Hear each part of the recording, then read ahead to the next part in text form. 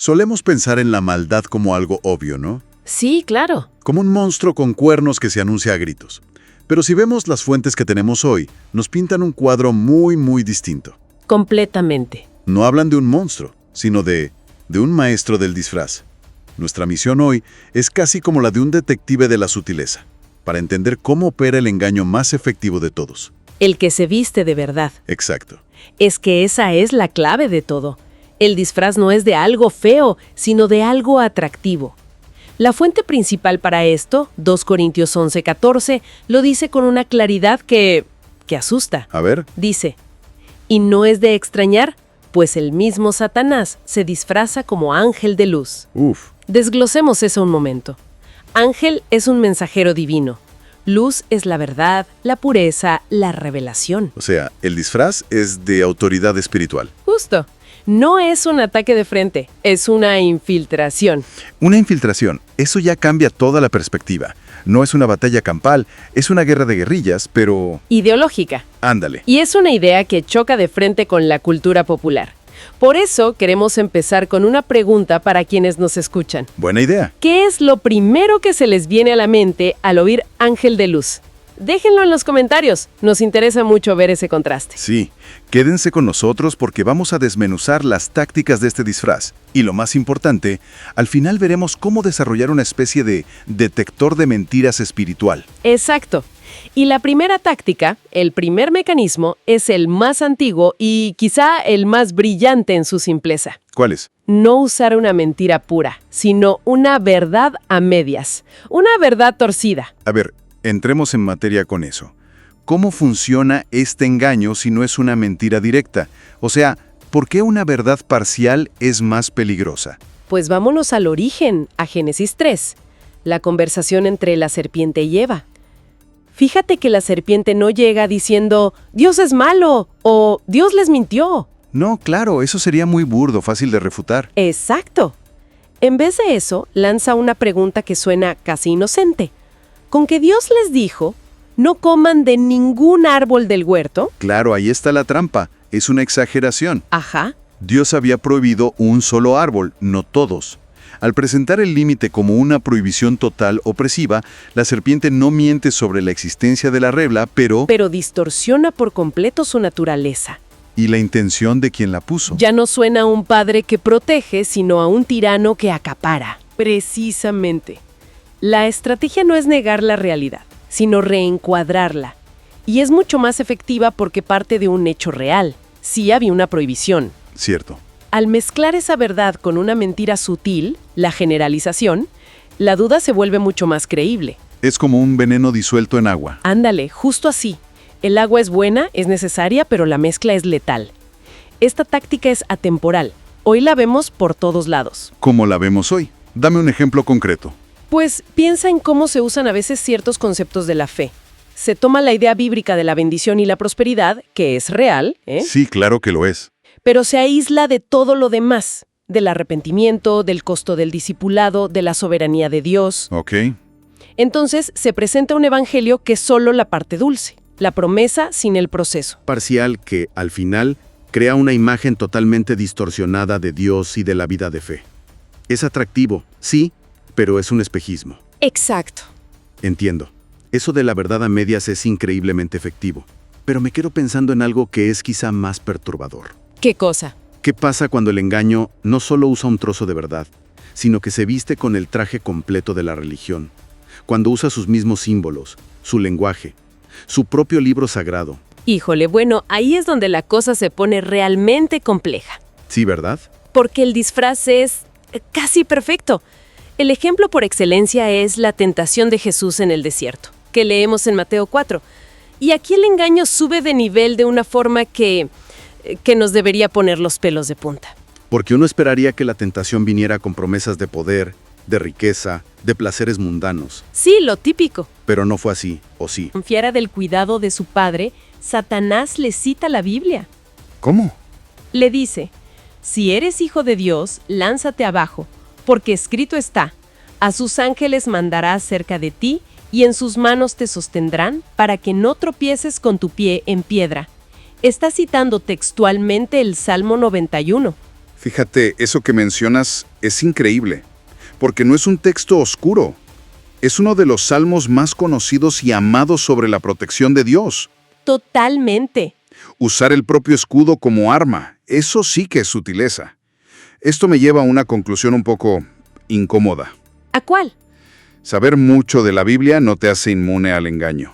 No solo no te hace inmune, sino que, si no hay discernimiento, puede convertirte en una herramienta más eficaz para el engaño. ¡Wow! El problema no era el texto del Salmo 91. El texto es verdad. El problema era la aplicación. O sea, el uso que se le daba. Exacto. Usar una promesa de protección para justificar un acto de presunción. Era una invitación a forzar la mano de Dios, a buscar un atajo espectacular para demostrar su identidad. En lugar de seguir el camino de obediencia humilde que el Padre había trazado. Justo eso. Entiendo el punto. Pero alguien podría escuchar esto y pensar, entonces, ¿cómo puedo confiar en la Biblia? Si puede ser usada para el mal, ¿cómo sé cuándo es para el bien?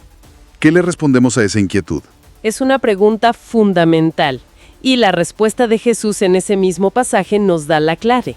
A ver, Él no debate la validez del Salmo 91.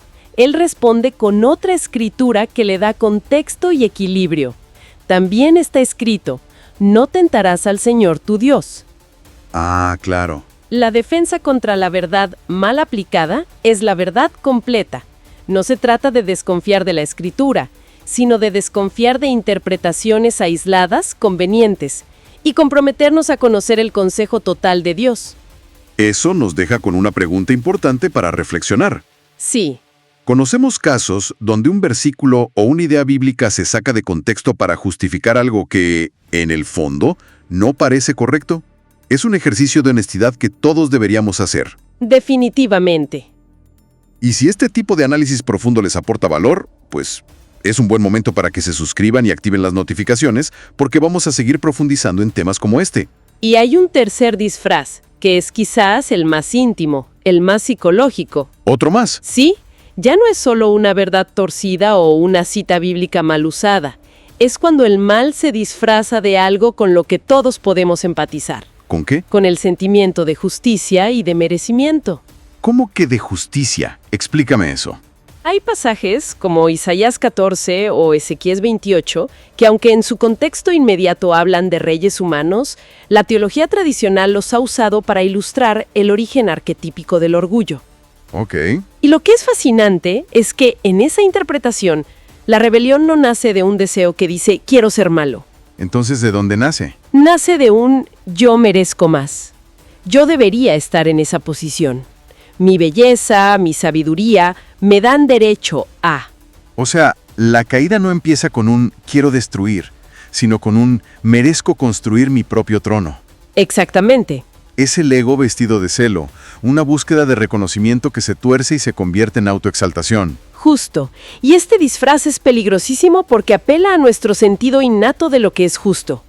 Todos hemos sentido que merecemos algo mejor en algún momento. Sí, claro. Una persona que se siente agraviada, que cree que no se le ha dado el reconocimiento que merece en su trabajo, en su familia, en su comunidad, Puede empezar a justificar. puede empezar a justificar acciones egoístas, envidias o ambiciones desmedidas bajo la bandera de estoy buscando lo que es justo para mí. Se convierte en el héroe de su propia historia, luchando por una causa justa que en realidad solo lo beneficia a él. Y se convence a sí mismo y a otros. Pensemos en líderes que han causado divisiones terribles. Rara vez dicen, quiero dividir. No, claro. Suelen decir, estoy luchando por la verdad, estoy defendiendo la sana doctrina, o estoy buscando justicia para los oprimidos. Y puede que hasta haya algo de verdad en ello, pero la motivación de fondo, el motor, es el orgullo herido. El deseo de ser visto y reconocido. Exacto. La verdadera justicia divina, en cambio, siempre nos lleva a la humildad, al servicio y a poner a los demás primero, no a nosotros mismos. Todo esto nos lleva a la pregunta clave. Si estos mecanismos, la verdad parcial, la religiosidad manipulada, el ego disfrazado de justicia, son tan sutiles, ¿cómo operan hoy, en nuestro día a día? ¿Cómo los identificamos? Si conectamos todo esto, El apóstol Pablo nos da la pista en el versículo siguiente, 2 Corintios 11:15. ¿Qué dice? Dice que si Satanás se disfraza de ángel de luz, no nos debería sorprender que sus ministros se disfracen de ministros de justicia. O sea que el engaño no es solo una idea abstracta. No, se encarna en voces, en mensajes, en líderes que parecen piadosos, pero promueven una agenda que se desvía del centro del Evangelio. O sea que el ángel de luz a menudo tiene un micrófono en la mano. Puede tener un micrófono, un canal de YouTube, un bestseller. Pensemos en la tendencia del decláralo y recíbelo o el manifiéstalo. Sí, es muy popular. Se toma el principio bíblico de la fe y se le despoja de la soberanía de Dios y de la necesidad de sumisión a su voluntad. Se convierte en una técnica de control cósmico. Donde el centro es el yo y su poder mental, no Dios y su gracia. Ese es un ángel de luz perfecto. Usa lenguaje de fe, habla de bendiciones, pero el trono lo ocupa el individuo, no Cristo. Ofrece una fe conveniente, prosperidad sin sacrificio, espiritualidad sin arrepentimiento. Una corona sin una cruz. Sí, dice exactamente lo que nuestro ego quiere oír. Y si ese es el caso, el criterio para discernir no puede ser la emoción que me provoca un mensaje. No. O el carisma del mensajero. Ese es el punto central. Las emociones son volubles y el carisma puede ser engañoso. El criterio es el fruto. Por sus frutos los conocerán. Exacto. Un mensaje que viene de Dios a largo plazo, ¿a qué nos lleva? ¿A más humildad? ¿A un amor más profundo por los demás? ¿A un arrepentimiento genuino? ¿O nos lleva al orgullo espiritual, al materialismo, al juicio? Entiendo. Esto nos lleva por fin a las herramientas prácticas, a la parte de, bueno, ¿y qué hacemos con todo esto? El apóstol Juan nos dice, probad los espíritus para ver si son de Dios. ¿Cómo se ve eso en la práctica? La primera herramienta, y la más importante, es la coherencia con toda la Escritura. Ok. No podemos evaluar un mensaje basándonos en un versículo aislado que nos gusta mucho.